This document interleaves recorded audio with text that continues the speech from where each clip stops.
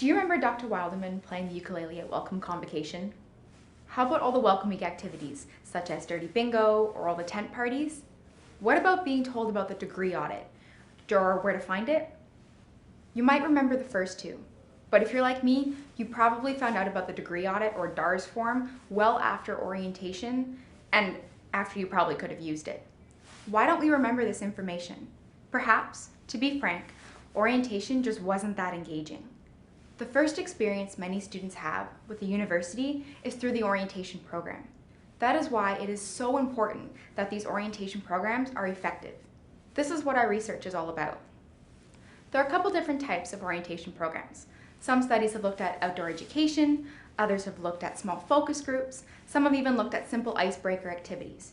And these studies look at how these different types of orientation programs are able to facilitate relationships for the incoming students.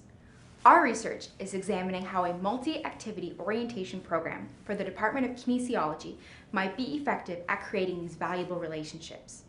Specifically, looking at feedback from an online survey given to undergraduate kinesiology students, we hope to modify the current kinesiology orientation program in place in order to increase its effectiveness at building peer-to-peer and peer-to-professor relationships.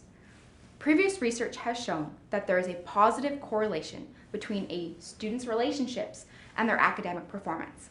Thus, we can measure or quantify the future modifications of the orientation program by looking at student performances and department retention rates.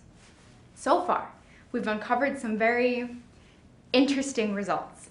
For instance, some students recall dance circles at welcome convocation. Another student claimed to recall Dr. Wilderman playing a harmonica. Unfortunately, a lot of students don't remember anything. Clearly, these programs are not as effective as they can be, which is why, through the modification of the current activities, based on student feedback of course, we hope to make them more effective and more engaging for future incoming students.